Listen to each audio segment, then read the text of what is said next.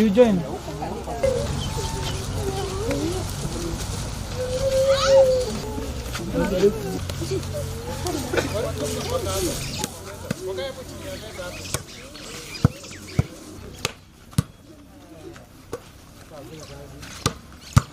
Thikũ ici ti ta tene mathako nĩ subject tia by the way macukuru-inĩ kũrĩa nĩ marathũkũma nginya mĩthako rĩ nĩ maragiambia mĩthako rĩ kwĩna nginya nĩ mabetanaga first aid mathaka rĩ ĩyo nĩ course kwĩna andũ marĩa mekaga andũ massage marĩa magwa na muscles ĩyo nĩ course kwĩ coaching ĩyo nĩ course referee nĩ coach mĩthako rĩ kwĩna nginya njĩra nyingĩ mũndũ angĩvota gũthoma course ĩrĩa atĩ no ĩmũve nginya wĩra vau mbere mũtũrĩre. This is an area that is very good for them because most of the deaf persons perform normally in terms of physical activity.